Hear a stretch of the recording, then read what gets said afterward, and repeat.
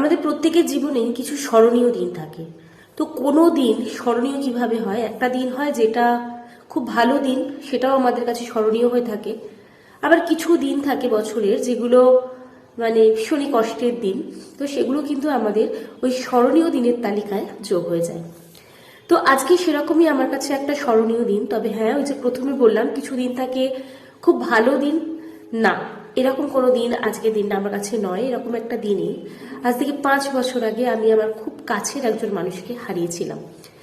তো বসে বসে মনটা খুবই খারাপ লাগছিল। মনে হলো চলো সেই মানুষটা সম্পর্কে কিছু কথা তোমাদের সঙ্গে শেয়ার করি। জানি তোমাদের খুব একটা ভালো লাগবে না, কারণ এটা কোনো এন্টারটেনমেন্ট ভিডিও নয়। আর মনটা যখন খারাপ, তো আমি আর কার সঙ্গে শেয়ার করবো বলো? তো চলো ওই মানুষটা সম্পর্কে তোমাদের সঙ্গে কিছু কথা, কেন সেই মানুষটা আমার কাছে স্মরণীয়, সেটাই শেয়ার করি।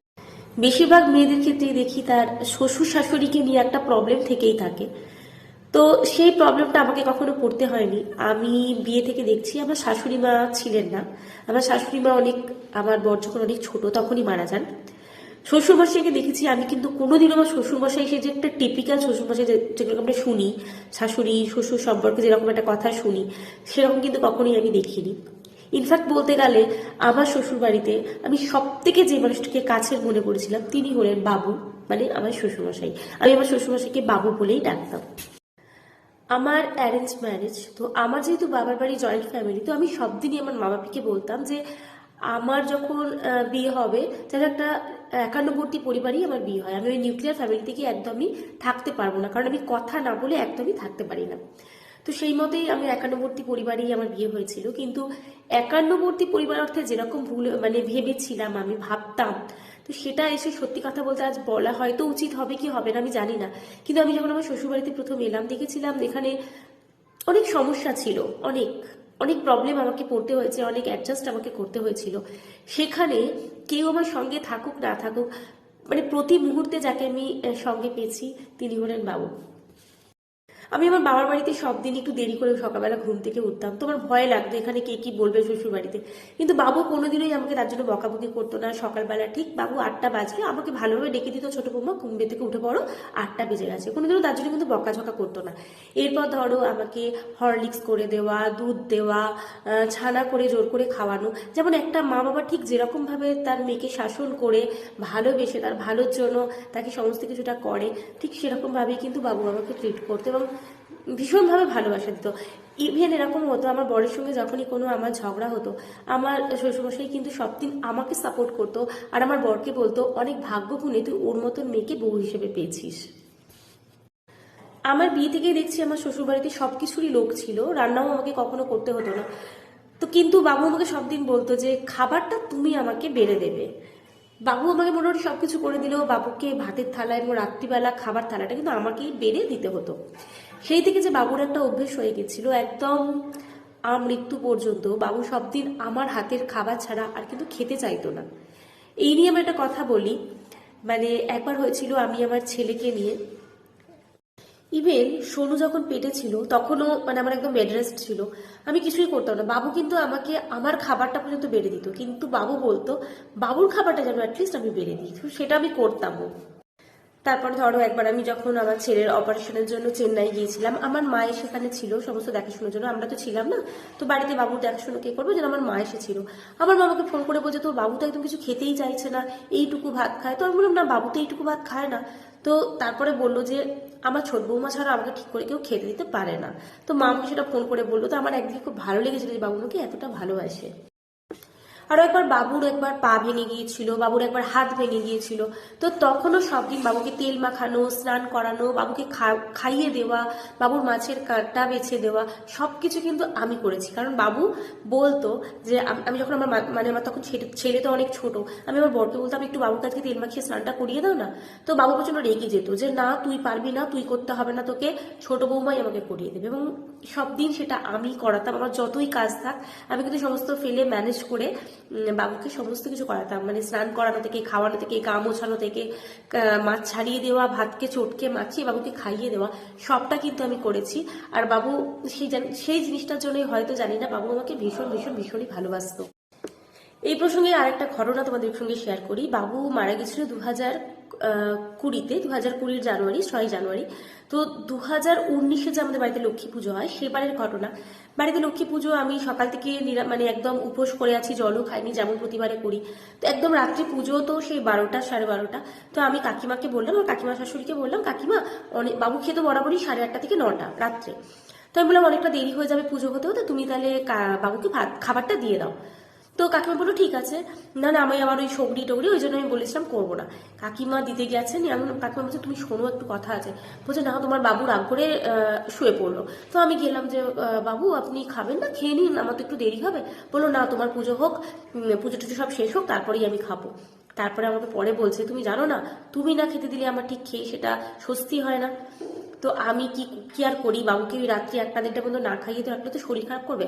তাই জন্য আমি আবার বাবুকে খাবারটা বেড়ে দিয়ে তারপর আবার গিয়ে একটা সালোয়ার পরে, আমি শাড়ি টাড়ি পরেছিলাম অঞ্জলি দেবো বলে, আবার সব চেঞ্জ করে সালোয়ার পরে এসে আমি অঞ্জলি দিই। বাবু সব দিন আমাকে বলতো যে আমার ছোট বৌমার মতন মেয়ে হয় না, প্রচন্ড গুণী মেয়ে, সব দিক থেকে ভালো, শুধু একটাই খারাপ আমার ছোট বৌমা, সেটা হচ্ছে রাগ। আমাকে সবসময় বলতো যে ছোট বৌমা তুমি তোমার রাগটাকে জীবন থেকে বাদ দিয়ে দাও, তাহলে দেখবে তোমার মতন ভালো মেয়ে আর হয় না। যদিও আজ পর্যন্ত আমি সেটাকে ত্যাগ করতে পারিনি। তো চলো ঠিক আছে। তখন যখন আমি রেগে যেতাম, কান্নাকাটি করতাম, বাবু কিন্তু কন্টিনিউ আমার সামনে বসে থাকতো আর মাথায় হাত বোলাতো আর বলতো যে আচ্ছা ঠিক আছে। আর আমার বরকেই তখন বকুনি দিত, তুই ঘর থেকে বেরিয়ে যা, তুই কেন ওকে বলেছিস। নিয়ে কন্টিনিউ আমার পাশে বসে থাকতো এবং আমার যতক্ষণ না আমি ঘুমিয়ে যেতাম, মানে বাবু আমার মাথায় হাত বুলিয়ে বুলিয়ে চুপ করাতো আর করতে করতে আমি বিছানাতে ঘুমিয়ে পড়তাম। এটাই ছিল বাবু।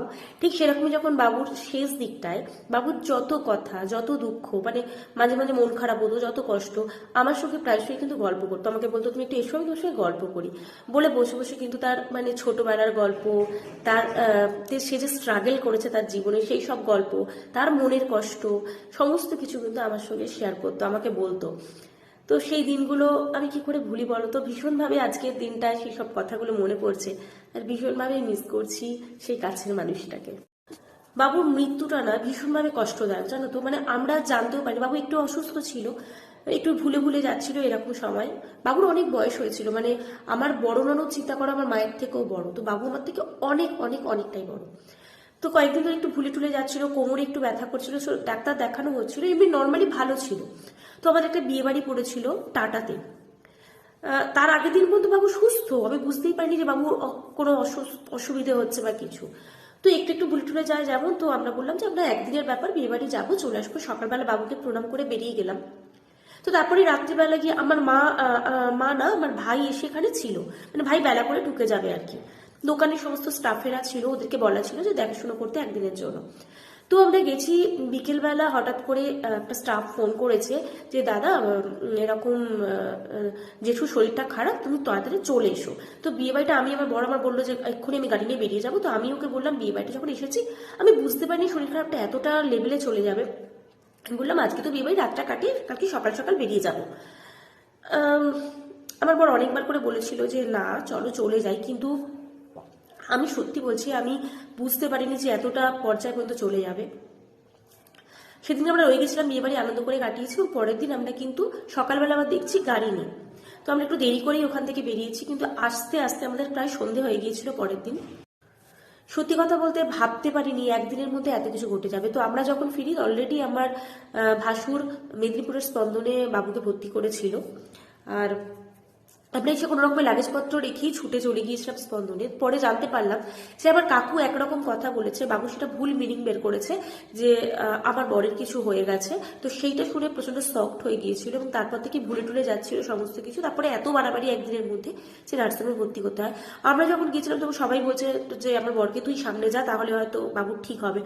কিন্তু বাবু ওই গুই গুই করে আমার বরের নাম নিচ্ছিল, কিন্তু কিছুই হলো না। আমি চোখে দেখতে পাচ্ছিলাম না যে যে মানুষটাকে আমরা সুস্থ রেখে গেলাম সেই মানুষটা প্রচন্ড পরিমাণে হাত পা ছুটছিল, উল্টো পাল্টা কথা বলছিল, এমনকি বাবুকে তখন হাত পা বেঁধে রাখতে হচ্ছিল। তো সেটা আমি দেখতে পারিনি, আমি বাড়িতে চলে এসেছিলাম। তো তারপরে ভেবেছিলাম যে চলো ট্রিটমেন্ট হলে ঠিক হয়ে যাবে। স্পন্দনে ভর্তি ছিল বেশ কিছুদিন, তারপর যখন দেখলাম এখানে কোনো ইমপ্রুভমেন্ট হচ্ছে না, কলকাতায় নিয়ে যাওয়া হলো। কলকাতাতে বেশ কিছুদিন 20-22 দিন কলকাতাতে ছিলেন, তারপরে আবার মেদিনীপুরে নিয়ে আসা হলো। ওখানে ডাক্তার বলেছিল কিছু হবে না, তারপর আবার মেদিনীপুরে নিয়ে চলে আসা হলো। আর এখানে এসে ওই দিন 7 মতন ছিলেন। তারপর নার্সিংহোমেই মানে মেডিকেল কলেজে বাবু আমাদেরকে ছেড়ে চলে যায়।